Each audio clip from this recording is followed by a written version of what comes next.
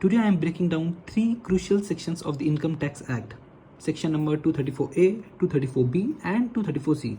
First, section number 234A. This section charges interest for late filing of return.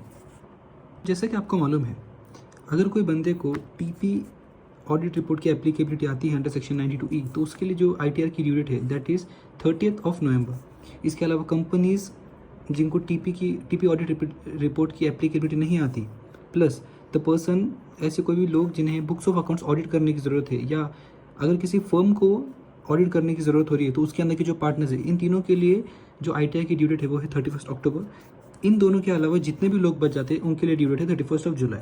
For financial year 24-25 जो ITR की due date है, इन्होंने ये extend करके इसको अभी किया है 15 सितंबर। तो सेक्शन नंबर 234A क्या बोलता है, अगर आपने इन ड्यू डेट्स पर आपका ITR नहीं भरा और उसके बाद अगर आप अपना ITR फाइल करते हो तो आपको इंटरेस्ट भरना पड़ेगा, एंड वो इंटरेस्ट भरना पड़ेगा from the due date of ITR till the date you make a payment. अब इंटरेस्ट कितना लगेगा? इंटरेस्ट लगेगा आपको 1% पर मंथ और part thereof on the net tax payable. तो यहाँ पे दो चीज़ें हैं, पहले तो पार्ट देयर ऑफ का मतलब क्या हुआ और ये नेट टैक्स पेबल का मतलब क्या है, तो समझो। तो नेट टैक्स पेबल का मतलब होता है amount of tax payable after adjusting this 5 components. मतलब क्या होता है, देखो अगर हम बात करें 31 जुलाई की जो आपकी ड्यू डेट थी, अभी हम इसको 31 जुलाई बोल रहे हैं, 15 सितंबर कंसिडर नहीं करें क्योंकि जनरल केस में इसकी ड्यू डेट 31 जुलाई ही होती है। तो मान लेते 31 जुलाई को आपको रिटर्न भरना था, तो जब हम रिटर्न भरेंगे तो उसके अंदर हम क्या क्या करेंगे, जितना आपको टैक्स पेबल है उतना आप टैक्स पे करते हो, साथ में आप पूरा कंप्यूटेशन देते हो कि आपकी टोटल इनकम का आपका सोर्स क्या है और आप उसके ऊपर किस तरह किस रेट से टैक्स लगा, उस सबका वहाँ पे डिस्क्लोजर दिया जाता है। जब आप टैक्स निकालोगे तो इन चीज़ों को आप एडजस्ट करोगे। TDS TCS, अगर आपका TDS या TCS डिडक्ट हुआ हो या कलेक्ट हुआ हो किसी फाइनेंशियल ईयर में तो आपको इसका क्रेडिट मिल जाता है। इसके अलावा एडवांस टैक्स अगर आपने भरा हो पूरे फाइनेंशियल ईयर में, अगर आप इसके अलावा आपको रिलीफ मिलता है under section number 89, 90, 90 and 91 MAT का क्रेडिट। इसके अलावा लास्ट है सेल्फ असेसमेंट टैक्स। अगर आपने खुद होकर सेल्फ असेसमेंट टैक्स पे किया है बिफोर द ड्यू डेट तो ये भी आपकी अमाउंट में से माइनस हो जाता है टैक्स की लायबिलिटी में से। बहुत सारे लोग प्लानिंग किस तरह करते हैं मैं आपको समझाता हूँ।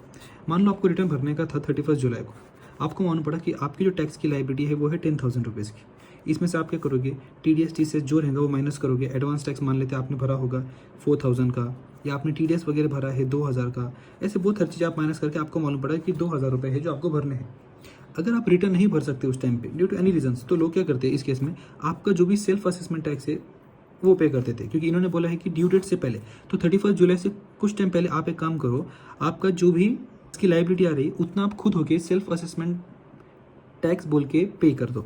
अगर मान लो आपने 31 जुलाई से पहले या 30 जुलाई को अगर आपने ये 2,000 रुपये भी सेल्फ असेसमेंट टैक्स बोल के पे कर दिया तो आपकी लायबिलिटी कितनी हो जाएगी, 0 हो जाएगी। मान लेते हैं आप रिटर्न लेट भी भरते हो अंडर सेक्शन नंबर 234A, तो इन्होंने क्या बोला कि on the net tax payable अगर आपकी कोई लायबिलिटी है ही नहीं तो आपको इंटरेस्ट लगेगा क्या, नहीं, तो इस तरह आप 234A अवॉइड कर सकते हो। तो डाउट आएगा कि सब लोग ऐसा करते क्यों नहीं, तो इसके पीछे का एक रीज़न है। वो रीज़न है सेक्शन नंबर 234F की जो आपको फीस भरनी पड़ती है। जो 234 सेक्शन नंबर F है डिपेंड करता है आपकी टोटल इनकम पर, और टैक्स पेबल से उसे कोई फर्क नहीं पड़ता। देखो आपको तो मालूम होगा जब भी आप टैक्स पे करते हो या तो आप ओल्ड टैक्स रेजिम को चूज़ करते हो या तो न्यू टैक्स रेजिम के लिए।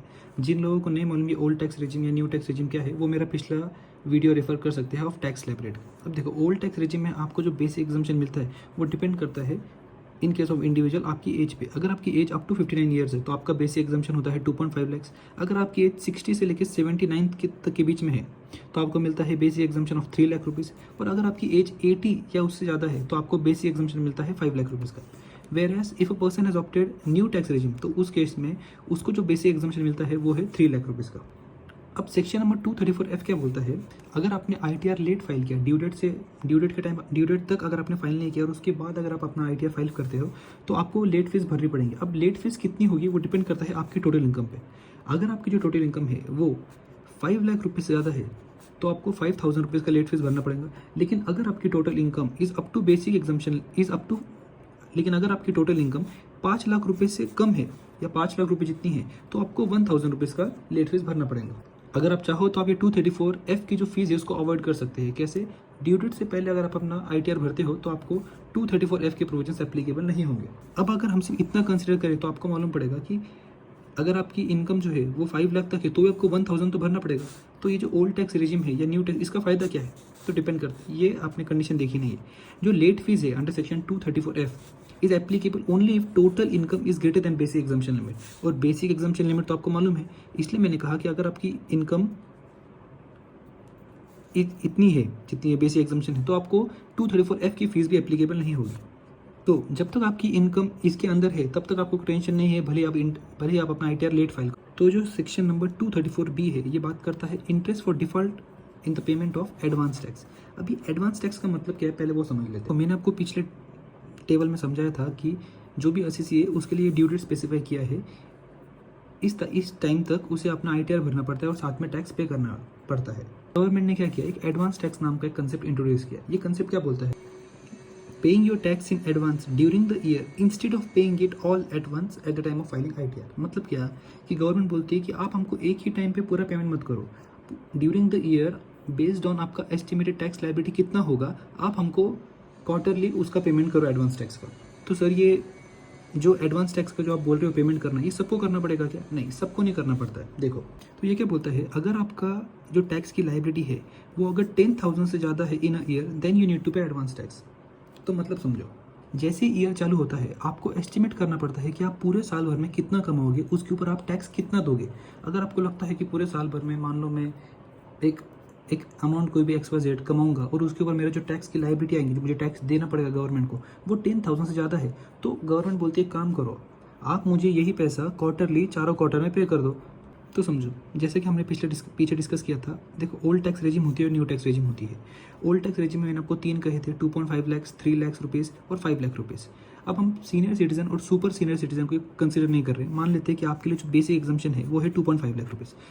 लेकिन आपको तो मालूम होगा कि गवर्नमेंट ने बोला था कि 5 लाख तक टैक्स माफ़ होगा पहले, तो उसका मतलब समझते क्या है। देखो 2.5 लाख तक तो टैक्स वैसे भी लगने नहीं वाला, लेकिन अगर 2.5 लाख से 5 लाख तक जाते हैं तो आपको 5% टैक्स लगता है। तो कितना होता है इसके ऊपर 12,500 का टैक्स लगता है। लेकिन गवर्नमेंट क्या बोलती है, आपको इसके ऊपर रिबेट देते हैं हम 12,500 रुपये का, और आपका जो टैक्स है वो नील हो जाता है। मतलब क्या होता है कि 5 लाख तक आपको टैक्स देने की कोई गरज नहीं है। लेकिन अगर आपकी इनकम 5 लाख से 1 रुपये भी ज़्यादा हो जाती है तो ये जो रिबेट आपको मिल रहा था 87A के अंदर, ये आपको नहीं मिलेगा। इसलिए अगर आपकी income is greater than 5 lakh rupees तो आपको तो टैक्स भरना ही पड़ेगा जी। अगर आपकी मान लेते हैं आपकी इनकम है 5,01,000 रुपये, तो इसके ऊपर ये जो 12,500 था ये तो आपको फिर भी भरना ही पड़ता ना, और 12,500 जो है ये अपना 10,000 से ज़्यादा है। इसलिए अगर आपकी इनकम 5 लाख रुपए से ज़्यादा है तो आपको मालूम पड़ेगा कि आपको टैक्स की लायबिलिटी आ रही है, ये आपको पे करना पड़ेगा। अगर आपको टैक्स पे करना है तो गवर्नमेंट बोलती है ये जो पैसा है ये हमको Q1, Q2, Q3 और Q4 ऐसे आप हमको ये पैसा दे दो। अब अगर हम बात करें सेक्शन नंबर 115BAC की, तो इस केस में गवर्नमेंट ने जो सेक्शन नंबर लाया है 115BAC, इसके अंदर इन्होंने क्या बोला है कि 7 लाख रुपए तक आपको टैक्स नहीं भरना है। मतलब क्या होता है कि अगर आपकी इनकम अप टू 7 लाख है और अगर आप न्यू टैक्स रेजिम में जाते हो तो आपको इसके अंदर भी टैक्स भरने को नहीं आएगा। लेकिन अगर आप 7 लाख से ज़्यादा कमाते हो किसी फाइनेंशियल ईयर में after getting all the deductions, तो उस केस में आपको जो टैक्स है वो टैक्स तो भरना पड़ेगा। तो अगर आप न्यू टैक्स रेजिम में जाते हो और अगर आप 7 लाख से ज़्यादा कमाते हो तो आपको एडवांस टैक्स भरना पड़ेगा। इसके लिए भी वही सेम पैटर्न है, आपको जो ये पैसा देना पड़ेगा टैक्स का वो आपको कितना देना पड़ेगा, Q1, Q2, Q3, Q4 इसमें देना पड़ेगा। तो किस रेशियो में दे, हम कैसा पैसा दे, तो गवर्नमेंट ने स्पेसिफाई किया है, ये उन्होंने स्पेसिफाई किया है Q1 में 15 जून इस टाइम तक आपको जितना लगता है कि आपकी नेट टैक्स की लायबिलिटी जितनी होगी उसका एटलीस्ट 15% तो पे आपको क्या करना पड़ेगा, एडवांस टैक्स बोल के पे करना पड़ेगा। 15 सितंबर को 45% क्यूमुलेटिव, 15 दिसंबर को 75% एंड 15 मार्च को 100%। अब ये डाउट आएगा कि सर हम अपनी इनकम को एक्यूरेटली कैसे प्रेडिक्ट करें, क्योंकि वो गलत भी हो सकती है। तो उसे कोई दिक्कत नहीं है, यहाँ पर तो क्यूमुलेटिव पेमेंट है ना, तो अगर क्यूमुलेटिवली भरना है आपको, जब आप सेकेंड इंस्टॉलमेंट पे करते हो तो आप उसके अंदर फर्स्ट इंस्टॉलमेंट का जितना रिमेनिंग पोर्शन है वो आप ऐड कर सकते हो। इसके अलावा 31 मार्च तक आप टोटल जितना पेमेंट करोगे और एक्चुअल में जब आप रिटर्न भरोगे तब आप जितना पेमेंट करोगे इसमें वेरिएशन आ सकता है। तो गवर्नमेंट क्या बोलती है, रिटर्न में आप जितना भरोगे इसका एटलीस्ट 90% तो पे आपने पे कर देना चाहिए अप टू 31 मार्च। अगर आप पे नहीं करते हो तो आपको 234B जो है वो सेक्शंस की इंटरेस्ट भरना पड़ेगा। इंटरेस्ट चालू होगा फ्रॉम 1 अप्रैल। इंटरेस्ट कितना लगेगा, 1% पर मंथ और पार्ट ऑफ द मंथ। कहाँ से, 1 अप्रैल से लेके जब आप अपना ITR फाइल करोगे तब तक, इस पीरियड के बीच में आपको भरना पड़ेगा इंटरेस्ट। जब आपने ITR भरा तब आपका जो टैक्स था वो टैक्स 0 था, क्या फिर भी आपको 234B भरना पड़ेगा? यस, फिर भी आपको भरना पड़ेगा। एग्जाम्पल से समझते हैं, मान लेते हैं जब ये फाइनेंशियल ईयर 24-25 मतलब 1/4/2024 ये साल जब चालू हुआ, तब आपको लगा कि नहीं, पूरे साल भर में मैं अप्रॉक्स 10 लाख रुपए का इनकम जनरेट करूँगा, और आपने सोचा मैं ओल्ड टैक्स रेजिम में जाऊँगा। तो इस हिसाब से अगर देखा जाए तो आपको इतना टैक्स भरना चाहिए गवर्नमेंट को। अब 234B क्या बोलता है, ये आपकी है नेट टैक्स लायबिलिटी। इतना पैसा 31 मार्च तक गवर्नमेंट के पास आ जाना चाहिए by way of advance tax. अब जब आपने अपना ITR भरा ऑन 31 जुलाई, तब आपको मालूम पड़ा कि आपको जो टैक्स भरना था वो कितना था, 1,20,000 का। तो गवर्नमेंट बोलती है कोई दिक्कत नहीं, 1,20,000 का हम लेंगे 90%। इसका 90% कितना होता है, 1,08,000 रुपीज़। क्या आपने इससे ज़्यादा भरा है, ठीक है, तो आपको कोई भरने की ज़रूरत नहीं है। अब मान लेते हैं कि आपको अपना ITR भरना था, अब क्या करें, तो एक टैक्स प्लानिंग की बहुत अच्छी स्ट्रैटेजी है। 234B की अगर हम बात करें तो यहाँ पे इंटरेस्ट कब से लगता है, 1/4 ऑफ असेसमेंट ईयर से लेके डेट ऑफ फाइलिंग ITR, इतना आपको भरना पड़ता है। तो एक काम करो, 1 अप्रैल को ही अपना ITR भर लो, और जैसे आपने अपना ITR भर लिया उसके बाद रिवाइज रिटर्न करके चेंजेस रहेंगे तो वो उसमें डाल देना आप, in the revise return under section 139 sub section 5। ये करने में दिक्कत क्या है, देखो ITR के आपको मालूम है फॉर्म्स होते हैं, फॉर्म नंबर 1, 2, 3 ऐसे कई 7 फॉर्म्स होते हैं। इस तरह अगर आप अपना ITR 1 अप्रैल को ही भरते हो ऑफ असेसमेंट ईयर, तो आप 234B का इंटरेस्ट जो है इसको अवॉइड कर सकते हो। लेकिन सिर्फ इससे काम नहीं चलेगा, आपको फिर भी 234C का इंटरेस्ट तो भरना ही पड़ेगा। सेक्शन नंबर 234C बात करता है interest liability for not paying advance tax in proper instalment during the financial. अब आपको तो मालूम है एडवांस टैक्स के इंस्टॉलमेंट कैसे होते हैं, 15 जून, 15 सितंबर, 15 दिसंबर एंड 15 ऑफ मार्च। यहाँ पे 15%, 45%, ये 75% और यहाँ पे 100%। तो अगर आपने इतना अमाउंट, इतना परसेंट टैक्स का पे नहीं किया तो आपको 234C का इंटरेस्ट लगेगा। इन शॉर्ट, अगर आपने एडवांस टैक्स पे नहीं किया पूरे साल में तो आपको 234C तो फिर भी भरना ही पड़ेगा। इंटरेस्ट कितना लगेगा, तो देखो, अब मान लेते हैं आपने अपनी एस्टिमेटेड टैक्स लायबिलिटी कंप्यूट की जो आ रही थी 1 लाख रुपए, मतलब 1 लाख रुपए का आपको लग रहा है कि इतना टैक्स मुझे भरना पड़ेगा अपने ITR में। तो गवर्नमेंट क्या बोलती है, 15 जून तक आपको 15,000 रुपीज़ तक का तो पेमेंट कर देना चाहिए। उसके बाद जो अगला इंस्टॉलमेंट है जो 15 सितंबर है, वहाँ पे आपको इस डेट तक आपको टोटल 45,000 आ जाना चाहिए। अगर 15,000 आपने यहाँ पे दे दिया तो आपको एडिशनल 30,000 देना पड़ेगा। इसके अलावा 15 दिसंबर को आपको इस डेट तक टोटल 75,000 देना पड़ेगा। अगर आपने पहला इंस्टॉलमेंट में 15,000 दिया, सेकेंड इंस्टॉलमेंट में आपने 45,000 दे दिया, तो बचा 15,000, आपको यहाँ पे 15,000 और देना पड़ेगा। एंड लास्ट जो इंस्टॉलमेंट है वो बोलता है कोई नहीं, लास्ट इंस्टॉलमेंट तक आपको 1 लाख देना पड़ेगा। अगर आपने ऊपर सब बराबर किया तो आपको यहाँ पे सिर्फ 25,000 रुपये देना पड़ेगा। एग्जाम्पल देखते हैं, मान लेते हैं सेम इसमें आपकी टैक्स लायबिलिटी थी 1 लाख रुपये जो आपने एस्टिमेट की थी। फर्स्ट इंस्टॉलमेंट में आपने 1 भी रुपये नहीं भरा, सेकंड इंस्टॉलमेंट में आपने डायरेक्टली 90,000 पे किया, थर्ड इंस्टॉलमेंट में आपने कुछ भी पे नहीं किया, एंड लास्ट इंस्टॉलमेंट जो था वहाँ आपने 10,000 रुपीज़ पे किया। तो समझो जो पहला ड्यू डेट था जो कि था 15 जून में, यहाँ पे आपको कितना भरना था, 15% भरना था ऑफ 1 लाख रुपये जो कि था 15,000 रुपये। आपने कितना पैसा भरा, नहीं भरा, तो ये कितना हो गया, शॉर्टफॉल हो गया 15,000। जब सेकेंड क्वार्टर आया तो इस ड्यू डेट पे आपको टोटल 45% इन एग्रीगेट इतना भरना था, मतलब 15 सितंबर तक आपको 45,000 रुपीज़ का एडवांस टैक्स भरना था। आपने कितना भर दिया, 90,000, ज़्यादा भर दिया, कोई दिक्कत नहीं। अब आया कौन सा, 15 दिसंबर, यहाँ पे आपको टोटल 75% भरना था जो कि था 75,000, मतलब इस तारीख तक 75,000 आपको एडवांस टैक्स के नाम पे भरना था। आपने कितना भर दिया, तो ऑलरेडी 90,000, तो अभी आपको और कुछ भरने की ज़रूरत नहीं। लास्ट आया 15 मार्च, यहाँ पे आपको total 1 lakh rupees advance tax तक भर देना चाहिए था। इस टाइम तक आपने 90,000 तो ऑलरेडी भर दिया था, 10,000 रुपीज़ आपने और भर दिया, टोटल 1 लाख रुपीज़ आप भर चुके, आपको कोई शॉर्टफॉल यहाँ पे भी नहीं है। अब 15,000 का शॉर्टफॉल हुआ मेरा, इसके ऊपर मुझे इंटरेस्ट भरना पड़ेगा फॉर 3 मंथ्स। देखो 1, 2, 3, 4, अगर आप यहाँ पे डिले करते हो तो आपको 3 महीने का इंटरेस्ट भरना है, यहाँ पे डिले करते हो तो आपको 3 महीने का इंटरेस्ट भरना है, यहाँ पे डिले करते हो तो आपको 3 महीने का इंटरेस्ट भरना है, और यहाँ पे अगर आप डिले करते हो तो आपको 1 महीने का इंटरेस्ट भरना पड़ता है। इसका मतलब क्या है, देखो अगर आपने एग्जांपल चेंज करते, मान लेते आपने फर्स्ट इंस्टॉलमेंट पे नहीं किया, सेकंड में आपने 10,000 भरे, थर्ड में 10,000 और फोर्थ में आपने 25,000 भरे, टोटल कितना हो रहा है ये 45,000।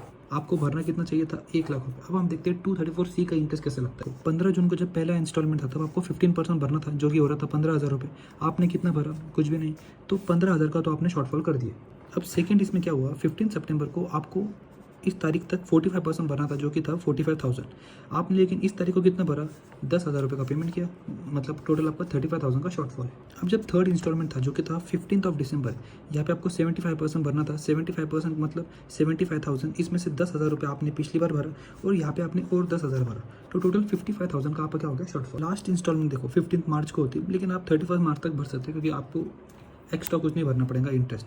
आपको भरने का था 1 लाख रुपये, आपने कितना भरा, 10, 20 और ये 25, टोटल 45,000 आपने इस तारीख तक भर दिया। 45 माइनस किया 1 लाख में से, 55,000 का आपने क्या किया, शॉर्टफॉल। तो इसके ऊपर आपको 3 महीने के लिए 1% इंटरेस्ट भरना पड़ेगा, इसके ऊपर आपको 3 महीने के लिए 1%, इसके ऊपर 3 महीने के लिए 1% और इसके ऊपर 1 महीने का 1%, इतना आपको इंटरेस्ट भरना पड़ेगा। एग्जाम्पल देखते हैं। मान लेते फर्स्ट जो आपका इंस्टॉलमेंट था जो कि था 15 जून को, यहाँ पे आपने कुछ नहीं भरा। सेकंड इंस्टॉलमेंट था तब भी आपने कुछ नहीं भरा, और जैसे आपका सेकंड इंस्टॉलमेंट खत्म हो आपको अगले दिन याद आया कि भरने का था, आपने लगे 20,000 रुपये भर दिए यहाँ पे। थर्ड इंस्टॉलमेंट था 15 दिसंबर को, यहाँ आपने कुछ नहीं भरा, और उसके बाद आपने लगे 1 जनवरी और 31 मार्च, यहाँ पे आपने टोटल 60 और 20 80,000 भरा। तो टोटल देखो 60, 70, 80, 90, 100, मतलब 1 लाख रुपये आप भर चुके हो, पर क्या आपने टाइम पे भरा है, नहीं। तो 234 यहाँ पे किस तरह आएगा वो देखते हैं। जो 15 जून को आपको भरना कितना था, 15,000 रुपीज़, आपने भरा क्या, नहीं। तो 15,000 का शॉर्टफॉल हो गया। 15 जब सितंबर की हम बात करते हैं, आपको भरना कितना था, 45,000, आपने कुछ भरा नहीं, 45,000 का वापस शॉर्टफॉल। जब हम बात करेंगे 15 दिसंबर जो कि था थर्ड इंस्टॉलमेंट, यहाँ पे आपको भरना था 75,000 रुपीज़, आपने इस तारीख तक कितना पैसा भरा, 20,000 भर दिया। तो 20,000 आपने भर दिया, 55,000 का शॉर्टफॉल। लास्ट आता है 15 मार्च, लेकिन मैंने बोला है आप 31 मार्च तक जितना भरते हो वो टोटल इसमें इंक्लूड करो, क्योंकि आपको उसके ऊपर और कुछ एडिशनल इंटरेस्ट नहीं लगता। आपको भरना था 1 लाख रुपये, इस तारीख तक आपने कितना भरा, 60, 70, 90, 100, 1 लाख भर दिया, नो शॉर्टफॉल। तो यहाँ पे आपको 3 महीने का लगेगा 1%, 3 महीने का 1% और 3 महीने का 1%, इतना आपको भरना पड़ेगा interest under section number 234C। छोटे ट्रेडर की बात करते हैं जिसकी जो पूरे साल भर की टोटल इनकम है वो है अप टू, मान ले वो 7 लाख तक है, और वो न्यूज़ की ऑप्ट करता है, तो उसे तो मालूम है उसे टैक्स भरना नहीं है ITR में, तो उसे एडवांस टैक्स के बारे में कुछ मालूम नहीं, तो वो बंदा क्या करे, सिंपली समझो। तो सिंपल है, आपको क्या करना पड़ेगा, इनकम टैक्स के पोर्टल पे जाओ, अगर आपका ऑलरेडी अकाउंट रहेगा तो लॉगिन करो, अगर आपका अकाउंट नहीं है तो अकाउंट क्रिएट करो। उसके बाद ई फाइल में ई पे टैक्स न्यू पेमेंट, उसके बाद असेसमेंट ईयर सिलेक्ट करो, टाइप ऑफ पेमेंट में एडवांस टैक्स रखो, जितनी आपकी अमाउंट है वो अमाउंट टाइप करो, और उतना आप net banking UPI debit card उसके थ्रू पे करो। फिर आपका जो चालान है वो चालान जनरेट होगा, उसे बस सेव करके रखो।